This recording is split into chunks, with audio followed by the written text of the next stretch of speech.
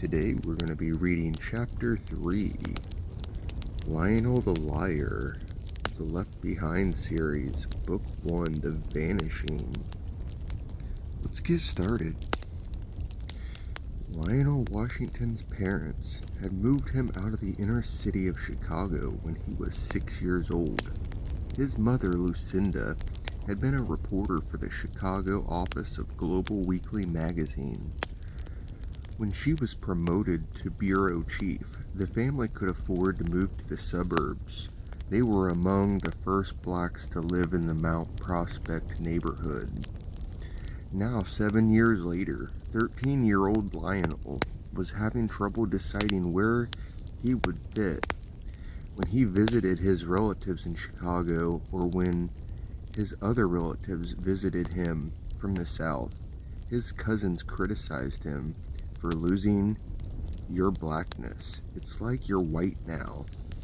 It was nice to live in a neighborhood where he didn't have to be afraid to ride his bike anywhere or run with his friends, even after dark. And Lionel enjoyed having more things than he was used to having when he was smaller. His cousins, probably to cover their jealousy of his nicer clothes and shoes and the fact that his parents had 2 cars, called him Rich Boy and Whitey, and said he might as well not even be black. Lucinda Washington was a no-nonsense woman. She had become a well-paid executive with the leading news magazine in the country, despite her being black and a woman. She laughed when her nieces and nephews teased Lionel. "He's as black as you are, and always will be," she said. "Now you just go on and leave him alone." Still, Lionel didn't like it. No way did he want to give up what he thought was a better and safer life than what he had known. But neither did he want to be different from his relatives. There were few other black kids in his junior high, and none of them went to his church. His older sister, Clarice, went to Prospect High, and his younger brother and sister, Ronnie and Talia, were still in elementary school. They made him feel all the more alone at his school. He grew quieter there and at home, and he could tell his mother was worried about him. Lionel didn't like the changes in his body and his mind as he became a teenager. It was too strange. He found himself thinking more. He thought about everything.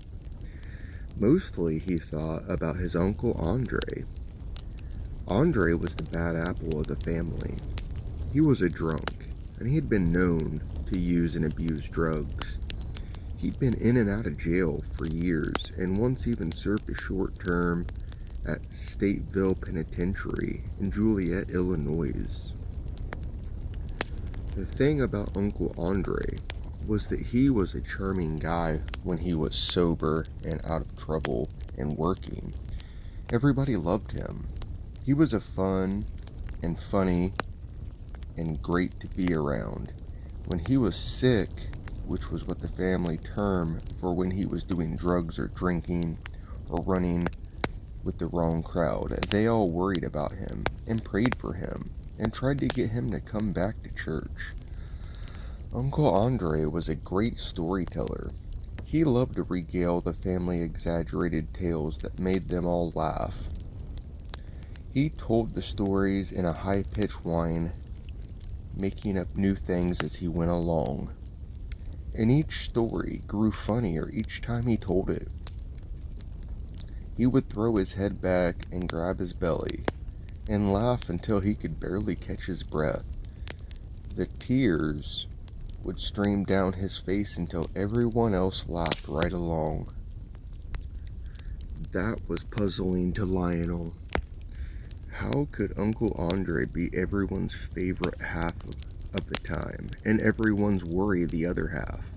Lionel's mother told him it was all about understanding and forgiveness. "I don't excuse what he does when he's weak and goes back to doing things he knows he shouldn't," she said. But when he comes back to church and asks forgiveness and tries to live for the Lord, well, we have to accept him and help him if we can. I believe he's really trying. Lionel was proud of his mother, but for reasons other than that, she seemed wise in the areas of forgiveness and acceptance. The truth was, with her job, she was the star of the family. Not just Lionel's family, but the whole Washington clan. They traced their roots to the freedom riders of the Underground Railroad during the days of slavery.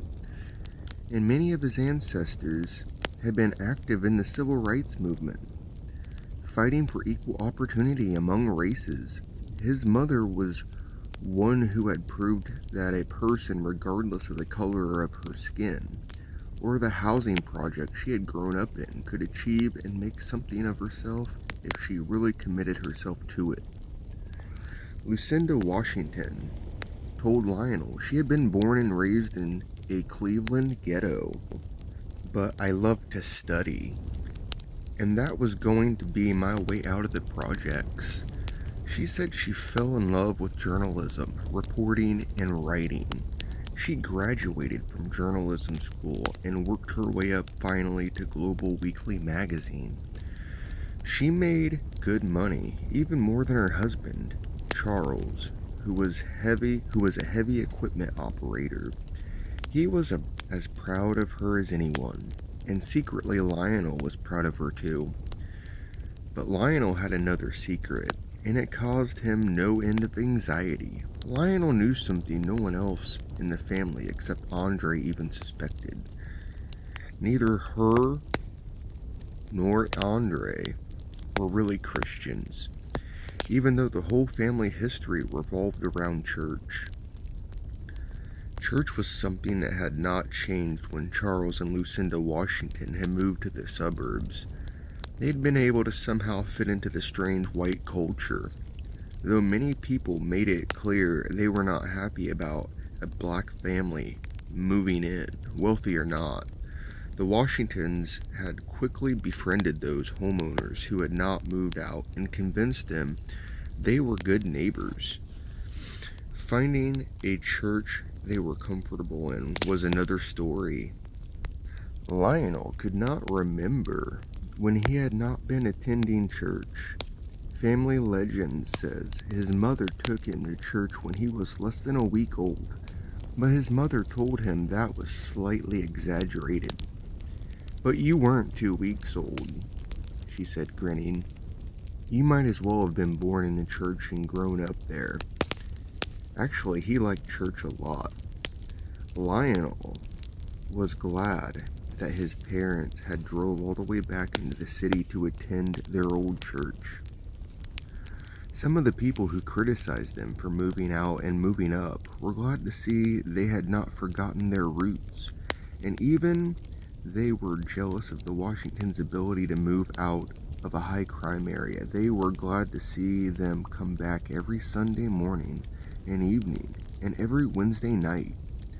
Church was what the Washington family was about, but Lionel knew it went deeper than that. His mother not only loved church, she truly loved God and Jesus and the Holy Spirit.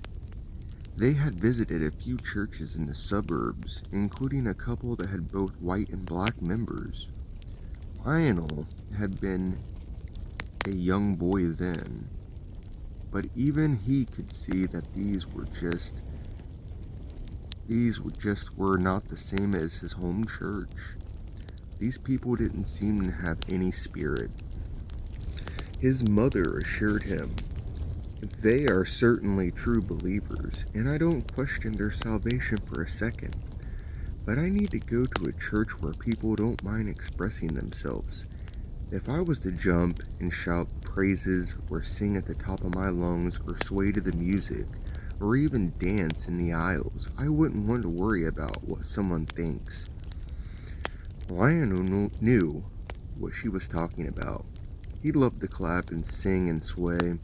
While he had not danced in the aisle, he enjoyed watching people do it. The services at his church were long and loud and enthusiastic. People were happy and joyful. He was happy as anyone when his parents finally realized they would not find their kind of church in their new neighborhood. So Lionel had the best of both worlds. He lived in a safe place, went to a good school, learned to work and earn and save, but also had whatever he really needed. And he got to go back home for church twice a week. Every Sunday his family stayed with relatives between the morning and evening services. One week while staying with his grandparents, Lionel got to spend a lot of time with Uncle Andre. Lionel rode along with Andre, picked something up at the store. When Andre came out, Lionel was surprised to see him followed closely and quickly by two other men about Andre's age. Obviously not noticing Lionel at first, one of them said to Andre, "You hear what I'm saying? You get us the money by Friday, or you disappear." Andre immediately smiled and slapped his hands with them, nervously introducing them to my big sister's little boy. Lionel shook hands with them, and he was scared. He pretended not to have heard, but those guys had clearly just threatened Uncle Andre. As they drove back to the neighborhood, Lionel asked him about it. "Them?" Andre said. "Oh, they're just friends. They were having fun with me." "It didn't sound like it," Lionel said. "I don't like them. They scare me." Andre pulled to the curb, several blocks from his parents' home. He took a deep breath and told Lionel, "You're right. They're bad guys. I borrowed some money from them for a deal that went bad, and I don't know how I'm ever going to pay them back. I'll figure out something, or I'll just have to hide out for a while." "Aren't you scared?" Lionel said. "Of course I am, but that's my life, Lionel. That's why it's good you're a Christian and being raised by my sister. She'll keep you on the straight and narrow path." "Uh-huh," Lionel said. "What's that mean?" Uncle Andre said. "You in trouble already?" "No, but I was just wondering. I mean, you're a Christian too, aren't you?"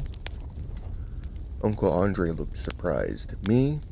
Do I seem like a Christian to you? When you're not, when I'm not getting in trouble, you mean?" "Yeah." Andre chuckled, but he looked sad. "You've seen me come back to the Lord lots of times, huh?" Lionel nodded. "I'm going to tell you the truth about that, nephew, but you can't be telling anyone, you hear?" Lionel nodded again. I don't even want you telling your mama. Now listen, those people care about me. I know they do. And I need a place to crash and people to help me get back on my feet now and then. And when I get myself cleaned up and try to start over, I'm serious about it. But the truth is, I tell them whatever they want to hear so that they'll take me back. If they knew I was serious about surviving but not serious about God, I'd have nobody." Lionel sat stunned. "So you're not really Christian then?" Andre sighed, as if he hated to admit it. "No, I'm not. Truth is, I don't believe God would forgive somebody like me. I just keep messing up, and every time I go straight, I know I'm gonna mess up again. But doesn't God forgive you every time? I don't ever feel forgiven. My family forgives me, but that's because they believe I'm either trying or I'm sick. But my mom says that's how God forgives people. He uses the people who love them to show them his forgiveness." "Well, I can't deny my family has done that. But the truth is, I've never been a true believer, a real Christian, and I believe it's too late for me." Lionel sat shaking his head. That was sad, but it was also scary. "So Lionel, tell me I'm wrong." "That's the trouble," Lionel said. "I don't know because I think I agree with you." That's not what I wanted to hear, Andre said. I was kind of hoping you were still young enough to believe. Well, Mama says you're never too young or too old, and you're never too good or too bad to become a Christian. I know she does. Remember, I grew up with her. But what do you mean by saying you agree with me? Lionel wasn't sure how to say it without coming right out with it. I've never really become a Christian either. Andre squinted at him and smiled. So we're the two secret heathens in the Washington family? Lionel did not find it funny. It's a secret, all right. Everybody thinks you're a Christian who has bad spells once in a while. They think I might become a preacher or a missionary someday. Andre pulled away from the curb. You ought to talk with your mother about this, he said. I'd rather see you grow up like her than like me. I can't talk to her, Lionel said. It'd kill her. She thinks I'm one of the best young Christians she knows. You won't say anything to her, will you? Not if you don't want me to. You could just spill the beans about me, too. So we'll just keep each other's secrets, okay? Lionel nodded. But he didn't feel good about it. He wondered if Andre was as worried about Lionel's not being a Christian as Lionel was about Andre. Aren't you afraid it might all be true, Lionel said? And that we might end up in hell?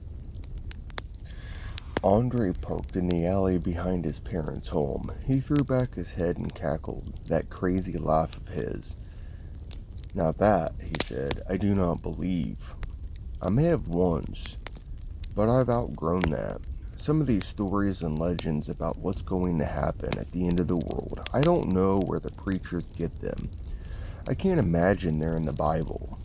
My mom says they are. Well, maybe someday she can show me, and then I'll think about it.